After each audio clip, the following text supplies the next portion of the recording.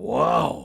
안녕하세요. 소셜라이프TV 구독자 여러분들, 저는 수능 배기 공부법 저자이자 휴마 아카데미 김경모 대표입니다. 이번 시간부터는 수능 배기 공부법의 핵심이라고 할 수 있는 과목별 공부법에 대해서 여러분에게 알려드리고자 합니다. 과목별 공부법의 핵심은 이 짧은 시간 집중해서 핵심 개념을 이해하고 정리, 그리고 실력 향상을 위한 공부를 한 다음에 수능, 모의고사, 실전 문제풀이를 하면서 부족한 부분을 보완하는 방향으로 여러분이 공부를 하셔야 됩니다. 오늘은 그 첫 번째로 국어 공부법에 대해서 알려드리겠습니다. 국어 공부법의 가장 핵심은 지문 독해와 문제 분석입니다. 국어의 경우 내가 주어진 지문을 읽고 이것이 무슨 얘기를 하는지만 파악을 하면 끝나는 부분이죠. 쉽게 말하면 독해력 기르는 게 가장 핵심이라고 할 수가 있습니다. 하지만 대부분 학생들이 이런 독해에 대한 기본 지식과 실력이 없기 때문에 여러분이 먼저 하셔야 될 건 파트별로 독해법 및 배경 지식을 습득을 해야 됩니다. 요즘에 이와 관련된 강의들이 많아요. 사교육을 활용을 하되 이 공부는 빨리 끝내야 돼요. 2주 이내 끝내는 방식으로 해야 되죠. 비문학, 문학, 그리고 문학 구체적으로 현대시, 현대소설, 고전시, 고전소설, 화작문과 문법이 있죠. 그래서 비문학 독해법, 문학 각 파트별로 가장 중요한 포인트, 독해 포인트도 있죠. 그리고 특히 문학은 핵심 작품까지 공부를 끝내고 난 다음에 본격적인 지문 독해에 들어가면 되는 거예요. 만약 이미 이런 공부가 잘 되어 있는 학생이라면 바로 지문 독해 훈련으로 들어가면 되는 겁니다. 자, 지문 독해를 할 때 여러분이 사용해야 될 교재는 수능 모의고사 5개년 문제집 또는 EBS 수능 특강과 같은 수능 모의고사 유사한 형태의 지문으로 구성되어 있는 문제집을 구매하셔야 됩니다.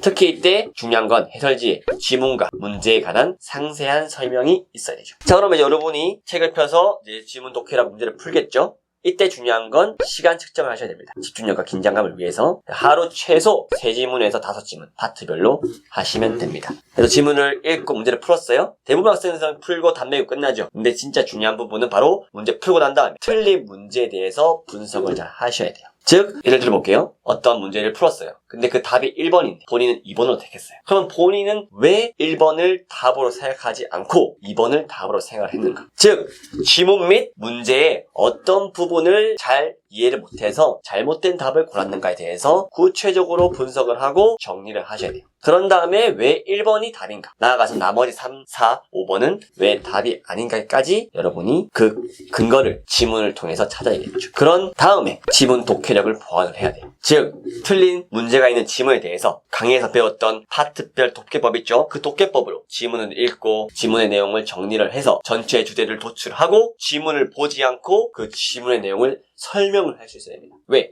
설명을 해야만 이해를 했다고 할 수 있기 때문이죠. 그러면서 해설지를 보면서 본인이 독해한 것과 해설지를 비교하고 틀린 부분에 대해서 또 분석하고 정리를 하고 다시 지문을 본 후 직접 다시 설명하면서 총정리를 해야 되죠. 그러면 추가적으로 어휘, 사자성어, 속담, 어법 지식, 문법 지식이죠. 작품의 핵심 내용까지 정리를 본인만의 노트를 만들어서 해야 되죠. 이거는 쉬는 시간을 활용해서 틈틈이 복습을 해주면 됩니다. 그리고 이제 마지막 우리가 로드맵상 한 달에서 40일 남았을 때 수능 실전 훈련을 해야 된다고 했죠. 이때 사용할 교재는 수능 모의고사 실전 문제집이에요. 문제집을 가지고 실제 수능 시간보다 5분 정도 땡겨서 문제를 풀어요. 푼 다음에 뭘 해야 된다, 뭐가 중요하다? 풀이보다 분석이 중요합니다. 시험에 대한 분석을 하는 거예요. 시험의 난이도, 출제, 유형, 그리고 비문학, 문학, 이런 과목별 비율 등등 시험 자체에 대한 분석을 한 다음에 구체적인 문제 유형을 분석해야 돼요. 예를 들면 일치 문제, 주제 찾기 문제, 두 작품 비교하는 문제, 이런 유형을 정리를 해서 본인이 실제 수능에서 그런 문제들을 만났을 때 어떻게 풀이를 할 것인가에 대한 본인만의 전략을 수립을 해야 되죠. 이때 중요한 거는 시간 배분도 해야 돼요. 내가 주제 찾기는 몇 번 만에 풀겠다, 보기 문제는 몇 번 만에 풀겠다는 시간 배분까지 신경을 써서 해야 된다는 거. 그리고 특히 실전 훈련 때 중요한 건 문제 풀이 순서 전략을 잘 짜야 돼요. 국어 같은 경우는 본인이 실제 수능을 1번부터 차례대로 풀 것인가 아니면 자신 있는 파트로 풀 것인가 그 순서를 정하는 게 중요하고요.